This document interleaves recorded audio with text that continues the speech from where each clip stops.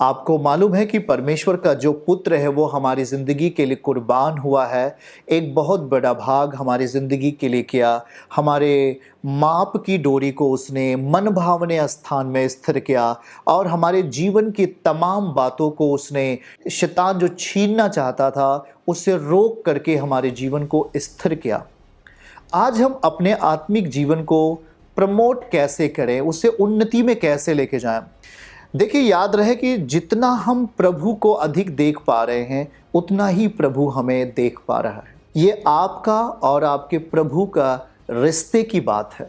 इसीलिए मैं आपको कहूं तभी आप चर्च आएं, ऐसा नहीं। आप परमेश्वर के साथ आपका व्यक्तिगत रिश्ता बहुत ही मजबूत होना चाहिए, बहुत मजबूत होना चाहिए। ऐसा ना हो कि संसार लुभाने वाली बातें आपके आत्मिक जीवन में डाल दे।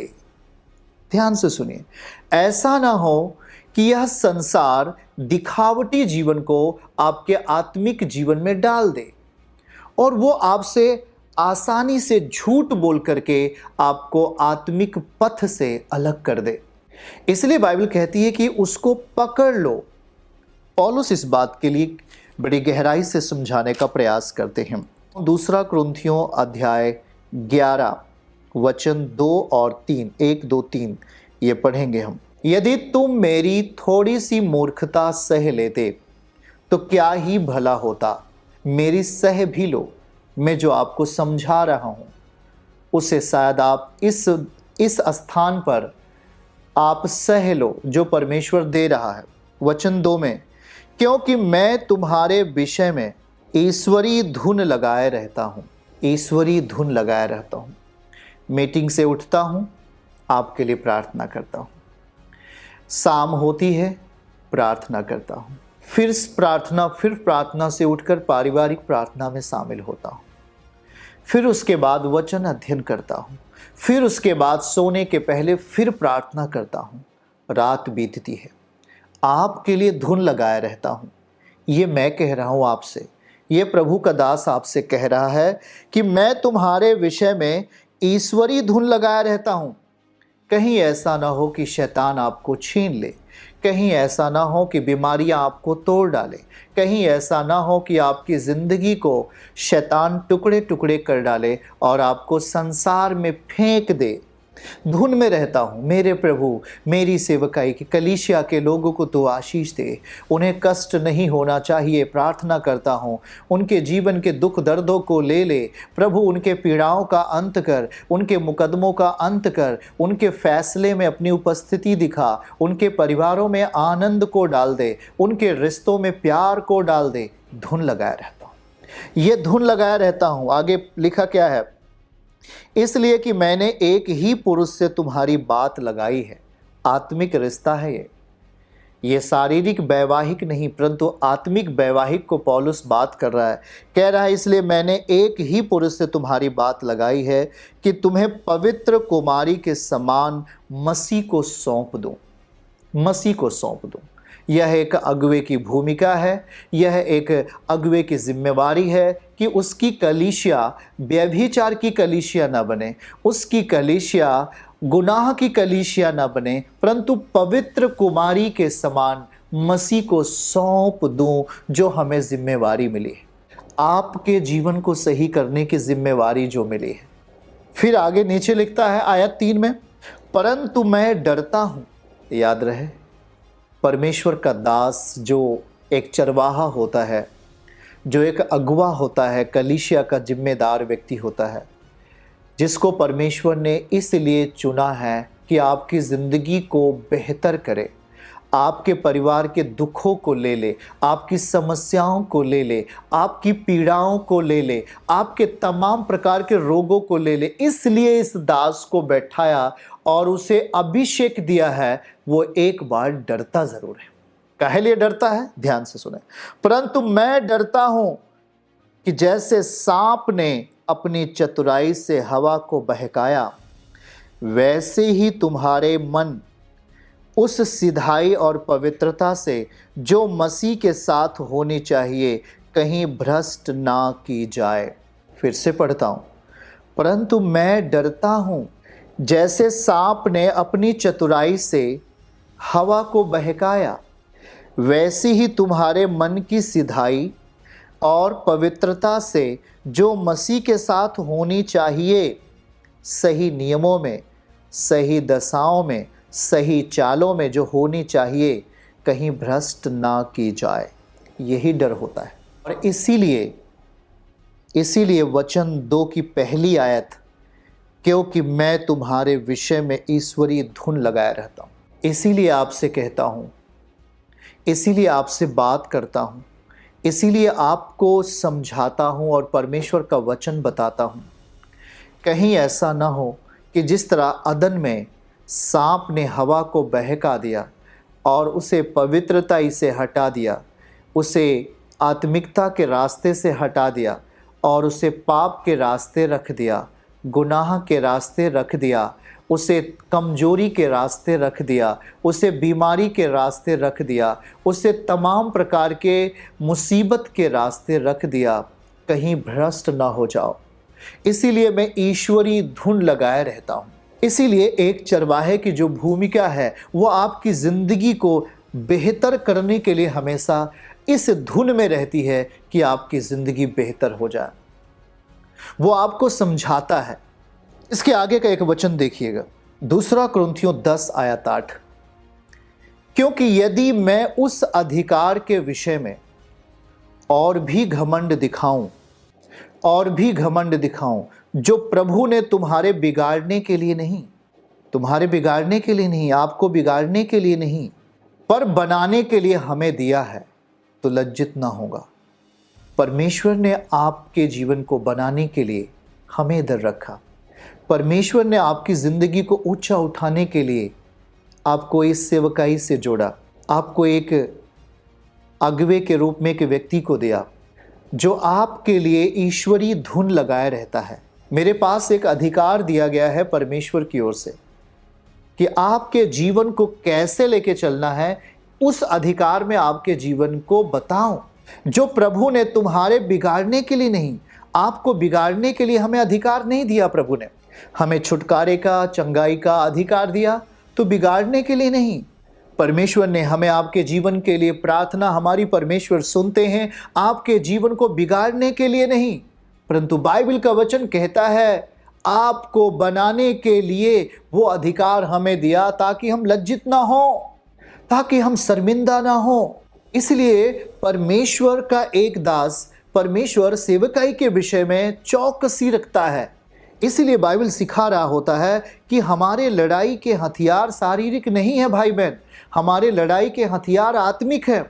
आज आपके बच्चों और आपके बेटे बेटियों के कान में फुसफुसाने वाला शैतान, जो उन्हें गलत रणनीति, गलत बुद्धि दे देता है कि वो माता पिता से अलग जाकर के व्यभिचार के शिकंजे में कसते रहते हैं, माता पिता से अलग जाकर के पाप की दुनिया का शिकार होते रहते हैं, माता पिता से अलग जाकर के मोबाइल या तमाम ऐसी गंदी चीज़ों का उसके वश में वो हो जाते हैं। इसीलिए आपकी लड़ाई जब तक आत्मिक नहीं होगी, आप अपने बेटे बेटियों को सुधरते हुए नहीं देख पाओगे। प्रथम भूमिका में, प्रथम पात्र में माता और पिता को सबसे अधिक तीव्र बनना होगा परमेश्वर के राज्य में, ताकि उनकी पीढ़ियां परमेश्वर के जीवन का पाने का हकदार बने, परमेश्वर के जीवन को लेने का हकदार बने और उसकी शक्ति में चलने का सौभाग्य प्राप्त करें। इसीलिए माता पिता से होकर वो चीज़ें बच्चों के ऊपर जाती हैं और फिर बच्चे तीव्र होते हैं तो वो उन परिस्थितियों को देखते हैं जो उनके जीवन के लिए ज़रूरत है। इसलिए भाई बहन बातों को समझिएगा ज़रा। इसीलिए यहाँ पर बाइबल यह आपको कुछ समझाती है। 2 कुरिन्थियों 11 वचन 13 और 14 में हमें कैसे जीना चाहिए आत्मिकता को, और एक परमेश्वर का दास जो अगुआ की भूमिका में होता है, अगुवाई करने की भूमिका में होता है, वो कितना सतर्क होता है। और आपकी ज़िंदगी के लिए वो संदेश आपको बिगाड़ने के लिए नहीं, आपको बनाने के लिए वो दे रहा होता है। तो उसे ध्यान से सुनिए क्या कहता है। 13वीं आयत में लिखा है, क्योंकि ऐसे लोग झूठे प्रेरित, आज के समय में हमें वो सब चीज़ें दिखाई देंगी जो प्रभु यीशु मसीह ने कहा है। झूठे प्रेरित और छल से काम करने वाले और मसीह के प्रेरित के रूप धरने वाले हैं। आज के समय में घर पे जाकर व्यभिचार करते हैं, बाहर आकर के पास्टर की भूमिका में बदल जाते हैं, फिर चौराहे पे जाकर गुटखा खाते हैं, दारू पीते हैं और निर्लज्जता का काम करते हैं, और आपके घर जाकर के वो प्रेरित का रूप धर लेते हैं कि मैं अपोस्टल हूँ, मैं प्रेरित हूँ, मैं पास्टर हूँ, या मैं परमेश्वर का दास हूँ। ऐसा फिर से पढ़ेंगे, क्योंकि ऐसे लोग झूठे प्रेरित और छल से काम करने वाले और मसीह के प्रेरितों का रूप धरने वाले हैं। इस अंतिम समय में जो आपसे पैसे की मांग कर सकते हैं, जो आपको अपने जीवन के सुख शांति के लिए आपका फिजूल इस्तेमाल कर सकते हैं। याद रखिए 14 आयत, ये क्यों होगा? 14 आयत लिखा है, यह कुछ अचंभे की बात नहीं है, यह अचंभे की बात नहीं है, क्योंकि शैतान आप भी ज्योतिर्मय स्वर्गदूत का रूप धारण करता है। तो इसलिए यदि उसके सेवक भी धर्म के सेवकों का सा रूप धरें तो कोई बड़ी बात नहीं, परंतु उसका अंत उनके कामों के अनुसार होगा। प्रिय भाई बहनों, उनका अंत उनके कामों के अनुसार होगा। हम ये चीज़ें क्यों आपसे कह रहे हैं? क्योंकि यदि आपके पास आत्मिकता का जोर यदि नहीं है, आपकी ज़िंदगी आत्मिकता से नहीं जुड़ी है, आपकी ज़िंदगी परमेश्वर के आत्मा में नहीं है, तो आप बहुत जल्द ही इन विषयों में ठोकर खा जाते हैं। कोई झूठा व्यक्ति, कोई झूठा प्रेरित, कोई झूठा पास्टर या तमाम ऐसी अंधभक्ति की क्रियाएं आपकी ज़िंदगी को पकड़ लेती हैं। इसीलिए प्रिय भाई बहनों, आज प्रभु का दास कह रहा होता है 10:8 में कि ये जो बातें मैं आपको कह रहा हूँ अधिकार के साथ, ये आपको बिगाड़ने के लिए नहीं परंतु आपको बनाने के लिए। हमें आज ज़रूरत है परमेश्वर की आत्मिकता को समझने की। हमें आज ज़रूरत है कलीसिया के साथ और भक्तिमय होने की। हमें आज ज़रूरत है अपने चरवाहे, अपने अगुवे की सुनने की। हमें आज ज़रूरत है कलीसिया के साथ और घनिष्ठता की। जिस तरह एक परिवार में 5 लोग होते हैं, वे एक दूसरे के बहुत घनिष्ठ होते हैं। भाई बहन, माता पिता, बच्चे एक दूसरे के बहुत नज़दीक होते हैं। उसी रीति से कलीसिया में आने वाला व्यक्ति, कलीसिया की सुनने वाला व्यक्ति ऐसा घनिष्ठ होना चाहिए। इसी के माध्यम से ही हम परमेश्वर की उस आत्मिकता को और अधिक अपने घरों में देख पाते हैं। इसी के माध्यम से ही हम परमेश्वर के जोर को अपने परिवार में प्रकट होते हुए देख सकते हैं। कहिए आमीन। हालेलुया। प्रिय भाई बहनों, इसलिए बाइबल यहाँ पर समझाती है कि जब तक आप आत्मिक रीति से बलवान नहीं होंगे, तब तक आपकी ज़िंदगी में शैतान का हस्तक्षेप बना रहता है, लगातार बना रहता है। प्रिय भाई बहनों, इसलिए बाइबल हमें ये वचन सिखाती है। 2 कुरिन्थियों 11:9 में आइए और हम इस बात को देखेंगे। आपकी ज़िंदगी परमेश्वर के राज्य के लिए किस मायने में चलती है? परमेश्वर का दास कह रहे हैं कि जब तुम्हारे साथ था तो मुझे घटी हुई, तो मैं किसी पर भार नहीं दिया, क्योंकि भाइयों ने मकदूनिया से आकर मेरी घटी को पूरा किया। मैंने हर बात में अपने आप को तुम पर भार होने से रोका और रोके रहूँगा। प्रिय भाई बहनों, आप जरा ध्यान से सुनिए। जब आप परमेश्वर के साथ संगति करते हैं, जब आप प्रभु यीशु मसीह के साथ, कलीसिया के साथ संगति करते हैं, तो आप कुछ ऐसी चीज़ों को देखते हो कि एक व्यक्ति है जो परमेश्वर के राज्य के लिए डिवोट है, वो भक्तिमय है, वो समर्पित है। तो उसकी ज़िंदगी में क्या चीज़ें करनी चाहिए जिससे कि मुझे आशीष मिले। आज बाइबल बताती है कि यदि हम अब्राहम को आशीष देते हैं तो परमेश्वर हमें आशीष देता है। हम परमेश्वर को आशीष दें, परमेश्वर हमें आशीष देता है। ये सच है। हम परमेश्वर को आशीष दे सकते हैं, परमेश्वर के दास के साथ आकर के, उनके द्वारा बताए गए शब्दों को आकर के, शब्दों को सुन करके, उसका वचन पूरा करके, बाइबल बताती है, पौलुस कह रहा होता है कि मकदूनिया से आकर मेरी घटी को किसी ने पूरा किया। परमेश्वर का दास कहते हैं कि आप में फल चाहिए ताकि ये आत्मिकता बल पाए और शैतान के कामों का नाश करे। शैतान ये चीज़ों को देख लेता है कि आप अपने जीवन में परमेश्वर के दास के प्रति वफादार नहीं, कलीसिया के प्रति वफादार नहीं, परमेश्वर के प्रति वफादार नहीं, तो आप किस मामले में परमेश्वर से कुछ प्राप्त कर सकते हैं? किस हक से हम परमेश्वर से छुटकारा मांग सकते हैं?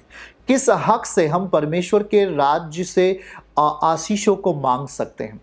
क्योंकि हमने अपनी आत्मिकता में गलत मोड़ को दे दिया है, गलत मोड़ दे दिया।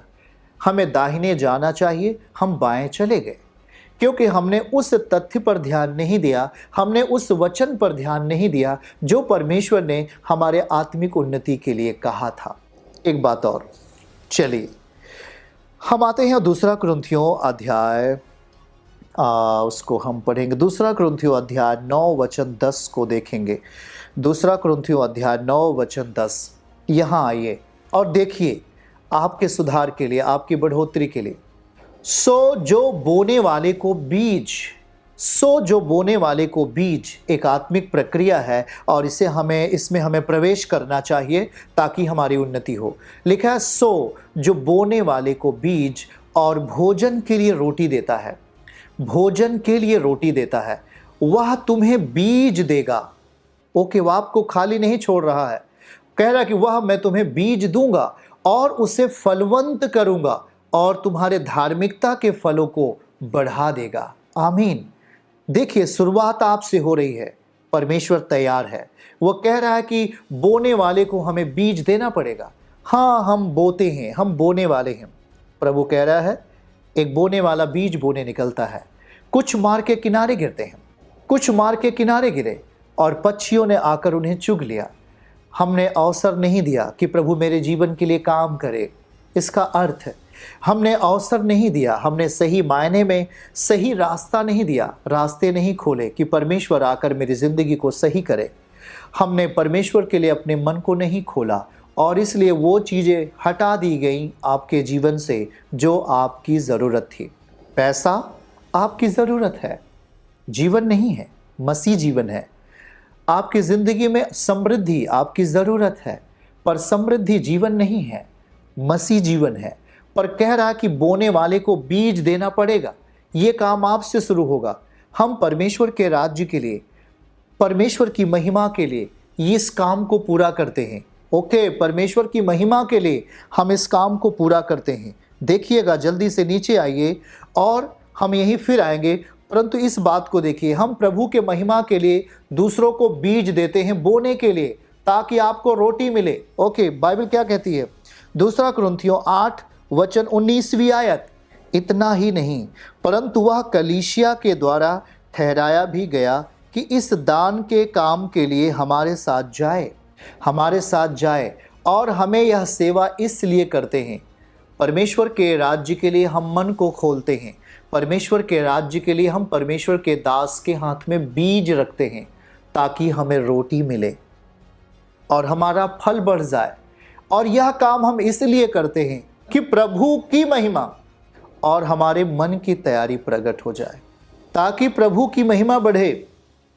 जब हम अपने हृदय को खोलते हैं, जब हम अपने मन को तैयार करते हैं परमेश्वर के राज्य के लिए, इससे दो चीज़ें होती हैं। पहला, परमेश्वर की महिमा बढ़ती है। दूसरा, आपके मन की तैयारी खुदावन के लिए हो जाती है। ये काम कुछ लोगों के लिए कठिन लगता है, उनके अंदर चिड़चिड़ापन आ जाता है और यही तो है एक आत्मिक अंधापन। क्या हम चंगाई लेने के लिए परमेश्वर से आ रहे होते हैं?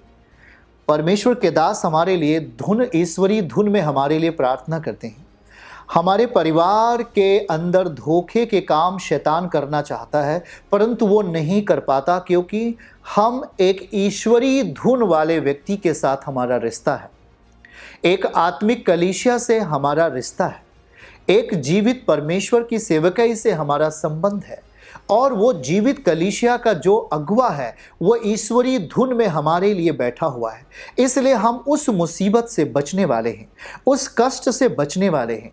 आप अपने आप को बाहर नहीं फेंकते हो, आप अपने आप को ईश्वरीय धुन में जोड़ लेते हो। कैसे जोड़ लेते हो कि हम कैसे जोड़ लेते हो, इस आयत को देखिए। अतः 9 के 10 को पढ़ेंगे, दूसरा कुरिन्थियों 9 के 10 को। अतः जो बोने वाले को बीज, एक किसान अपने खेत में बीज बोता है और बीज जब बोया जाता है तो निश्चय है फसल आएगी। धरती अपने आप को नहीं रोक सकती है क्योंकि वहाँ पर सही चीज़ बोया जा रहा है, इसलिए सही चीज़ उस परिवार की कटनी का हिस्सा होता है। बोते समय किसान बहुत उत्साह से बोता है। बोते समय किसान बहुत ही मनपूर्वक और बहुत ही सावधानी से बोता है। बीज बोने में उसे किसी तरीके की तकलीफ नहीं होनी चाहिए।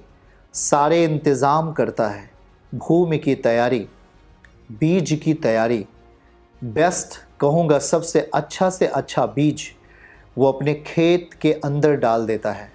और हम देखते हैं यदि आप बीज बोने वाले हैं तो आप ही फसल काटने वाले व्यक्ति बनेंगे। इसलिए बाइबल कह रहा होता है यह एक आत्मा का, यह एक आत्मिक जीवन का एक ऐसा भाग है जहाँ पर बहुत सारे लोगों ने फिसलाव का देखा है। फिसलाव, उन्होंने कहा नहीं, हम तो इतने रुपए कमाते हैं, हम इसका बीज कैसे बो सकते हैं, हम परमेश्वर के राज्य के लिए कैसे दे सकते हैं। हम वहीं पर परमेश्वर को नीचा दिखा देते हैं और उसे कह देते हैं कि धन ही हमारा जीवन है। हम परमेश्वर से कह लेते हैं मन में, धन ही हमारा जीवन है। आपको पता है, एक धनवान आदमी आता है प्रभु यीशु मसीह के पास और वो कहता है कि हे प्रभु, अनंत जीवन पाने के लिए मैं क्या करूं? प्रभु ने कहा, क्या तू पाप करता है, व्यभिचार करता है, गुनाह करता है, चोरी करता है, हत्या करता है? उसने कहा, प्रभु मैं सब कुछ, ये सब मैं बचपन से नहीं करता हूँ, मैं बिल्कुल अच्छा इंसान हूँ। प्रभु ने कहा, तुझ में अभी एक बात की घटी है, जा अपना सब कुछ बेचकर कंगालों में बांट दे और मेरे पीछे हो ले। वह ऐसा जब सुनता है कि मैंने बड़ी मेहनत से धन कमाया है, हमने बड़े ही लोभ से, बड़े ही इच्छा से धन कमाया है, और प्रभु कह रहे हैं कि सब कंगालों को दे दे और मेरे पीछे हो ले, आपको जानकर हैरानी होगी, इसी कारण वो उदास होकर चला गया। बाइबल का वचन कहता है इसी कारण वह उदास होकर चला गया। उदासीनता उसे पकड़ कर रख ली, उसे उदासीनता, निराशा ने पकड़ के रख लिया। उसके पास धन बहुत था, उससे अधिक उदासीनता उसको पकड़ लिया, उसको निराशा ने पकड़ लिया। यदि वो प्रभु के पास चलता तो उससे कहीं अधिक धन उसके ज़िंदगी में आ जाता, परंतु उसने इस अर्थ को तोड़ दिया, परमेश्वर के आयत को खराब कर दिया और अपनी इच्छा को प्रबल कर लिया। प्रिय भाई बहनों, हम चलें आगे बढ़ें। और आज प्रभु आपसे कह रहा होता है कि क्या हमारी ज़िंदगी में बीज बोने के लिए, अतः जो बोने वाले को बीज, बोने वाले को बीज, देखिए ध्यान से सुनिए, जो बोने वाले को बीज, हम बीज को बो रहे हैं पर आप हमें बीज नहीं देते हो। वो हमारे हाथों में आना चाहिए, वो परमेश्वर के हाथों में आना चाहिए। बाइबल क्या कहती है? प्रभु एक बहुत बड़ी भीड़ में थे, यूहन्ना रचित सुसमाचार 6वें अध्याय में, और वहाँ पर रोटी के लिए बहुत दिक्कत थी और भीड़ को बहुत भूख लगी हुई थी, वहाँ रोटी की ज़रूरत थी। तभी भीड़ में से बाइबल कहती है एक लड़का निकला और वो छोटा सा बालक था, उसने रोटी ला करके प्रभु के हाथ में रख दिया। जब वो रोटी को रख रहा होता है, वह एक बीज रखता है। बाइबल कहता है कि वो जब वो रोटी को प्रभु के हाथ में देता है तो परमेश्वर पिता ने, अर्थात प्रभु यीशु मसीह ने प्रार्थना करके धन्यवाद किया, हे परमेश्वर, तूने मेरी सुन ली है, जो मेरे हाथ में बीज है उसे तू बढ़ाने जा रहा है बहुतों के लिए। हैरानी होगी आपको सुनकर। और वही 5 रोटी बहुतों के पेट को भर देती है। कारण वो रोटी किसके हाथ में दी गई? प्रभु के हाथ में। आज यही है, जो बोने वाले को बीज देता है। आपके जीवन में यदि ये नियम लागू नहीं है तो मैं नहीं समझता कि आप धन के मामले में बहुत ही अधिक अच्छे और तीव्र होंगे। प्रिय भाई बहनों, यह एक आत्मिक रूल है। अगर आप एक कलीसिया के पास्टर हैं तो आपको अपनी संपूर्ण कलीसिया का भाग निकालना ही है। बीज के रूप में। और यदि आप एक विश्वासी हैं तो आपको कलीसिया के लिए अपने भाग को, अपने बीज को निकालना ही है और उसे परमेश्वर के हाथ में देना है, उसे कलीसिया के हाथ में देना है, ताकि वो भाग जो शैतान का हमला आपकी जिंदगी में होने वाला है वो चीजें ना हो। इसीलिए मलाकी की किताब को अगर पढ़ें, भविष्यवक्ता अध्याय 3 में क्या कहता है, हम उसे थोड़ा आपके लिए पढ़ेंगे। वहाँ ज़रूरत है, उस आत्मिकता के भाग को जानना बहुत ज़रूरत है, क्योंकि बहुत सारे लोग इस मुश्किल से गुज़र रहे हैं। मेरे जीवन में बहुत घटी है, कमाता हूँ पैसा रुकता नहीं है। सुनिएगा मलाकी 3 अध्याय और वचन 10 से, सारे दशमांश भंडार में ले आओ कि मेरे भवन में भोजन वस्तु रहे। यदि आप इस आयत से अपना मुंह फेर लेते हैं तो मैं ये नहीं समझ पाऊंगा कि आप परमेश्वर को जानते हैं। आप प्रभु से बहुत दूर हैं, आप परमेश्वर के नियमों से बहुत दूर हैं। इसलिए यदि उसके नियम से दूर होंगे तो उसकी सामर्थ्य से, उसकी दी हुई आशीषों से, उसके दिए जाने वाले छुटकारे से भी आप दूर होंगे। इसलिए बाइबल कहती है सारे दशमांश भंडार में ले आओ कि मेरे भवन में भोजन वस्तु रहे। आप खाने वाली चीज़ों को कलीसिया के लिए दे रहे हैं, भोजन वस्तु के लिए, ताकि भोजन वस्तु रहे आपकी ज़िंदगी को बहुमूल्य करने के लिए। सेनाओं का यहोवा यह कहता है, ऐसा करके मुझे परखो कि मैं आकाश के झरोखे तुम्हारे लिए खोलकर तुम्हारे ऊपर अपरंपार आशीष की वर्षा करता हूँ कि नहीं। यदि आज तक आपने नहीं परखा तो बहुत भूल है आपके अंदर। वचन आगे आइए, 11 में लिखा है, ऐसा करने से क्या होगा, मैं तुम्हारे लिए, अगर आप ऐसा कर रहे हैं तो यह वचन सामर्थ्य के साथ, अभिषेक के साथ, शक्ति के साथ आपके आत्मिक जीवन में, आपके बच्चों के जीवन में लागू हो जाएगा। देर नहीं होगा यदि आप ऐसा कर रहे हैं तो। लिखा है, मैं तुम्हारे लिए नाश करने वाले को ऐसा घुड़कूंगा। यदि आपको कोई नाश करने आ रहा है, आपकी ज़िंदगी में धोखा देने आ रहा है, तो परमेश्वर खड़े रहेंगे, क्योंकि आप ईमानदार हो। आपने बीज बोने वाले को बीज दे दिया है। तो कौन है जो आपके बीज को चोरी करे, जो कौन है जो आपके फसल को नष्ट करे। परमेश्वर खड़े होकर थोड़े में बड़ी बरकत देने का आशीर्वाद आपको देने वाले हैं। लिखा है, मैं तुम्हारे लिए नाश करने वाले को ऐसा घुड़कूंगा कि वह तुम्हारी भूमि की उपज नाश ना करेगा। परमेश्वर आपकी ओर से लड़ेगा। तुम्हारी दाख लताओं के फल कच्चे ना गिरेंगे, परंतु फसल, पकी हुई फसल आपको मिलेगी।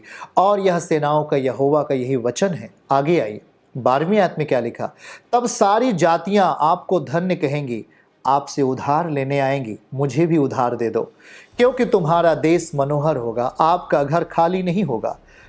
सेनाओं के यहोवा का यही वचन है। आगे पढ़िए, यहोवा यह कहता है कि तुमने मेरे विरुद्ध ढिठाई की बातें कही हैं, परंतु तुम पूछते हो कि मैंने तेरे विरुद्ध क्या किया है। आपने बहुत ढिठाई किया है, परमेश्वर की बरकत को आपने चोरी कर लिया। वचन 14 को पढ़िएगा आगे, और कहता है, तुमने कहा परमेश्वर की सेवा करनी व्यर्थ है। आपने कहा परमेश्वर की सेवा करनी व्यर्थ है। हमने जो उसके बताए हुए कामों को पूरा किया, सेनाओं के यहोवा के डर के मारे शोक का पहरावा पहने हुए चले हैं। इससे क्या लाभ होगा। प्रिय भाई बहनों, आपने चोरी किया, आपने कहा मैंने कहाँ चोरी किया। याद रहे, यदि हमने बीज बोने वाले को हाथ में बीज नहीं दिया, आपकी जिंदगी में वचन बोए जाते हैं। इससे जुड़ा हुआ मसला परमेश्वर का बीज भी है, हम इससे अलग नहीं कर सकते। मैंने पढ़ा यहाँ पर 2 कुरिन्थियों 8 वचन 19 में, यह परमेश्वर की महिमा का बढ़ने का कारण होगा। आप जब परमेश्वर के दास के हाथ में परमेश्वर का वचन के अनुसार बीज को देते हैं, बोने वाले को बीज देते हैं, अपने जीवन के दशमांश को रूप में देते हैं, अपने हर एक औषधि का बीज अधिकाई से प्रसन्नता के साथ खुदावन के हाथ में रखते हैं। इससे परमेश्वर की महिमा बढ़ती है और आपका मन प्रकट हो जाता है कि परमेश्वर के निकट है या परमेश्वर से दूर है। प्रिय भाई बहनों, बाइबल फिर से पढ़ेंगे और वहां वचन में लिखा है 9 के 10 में, अतः जो बोने वाले को बीज और भोजन के लिए रोटी देता है, भोजन के लिए रोटी देता है। आप अपना मन तैयार करें, तीव्रता के साथ और उस स्थिति को पकड़ने का प्रयास करें जो अभी आपने पकड़ा ही नहीं है। ये मेरी इच्छा नहीं है भाई बहन, मैं बीज को बोता हूँ इसलिए आपसे कह रहा होता हूँ। मैंने बड़ी नज़दीकी से परमेश्वर के इस अनुग्रह की फसल को काटते हुए मैंने देखा है। परमेश्वर ने हमारे घरों में अनुग्रह की सीमाओं को बढ़ा दिया है।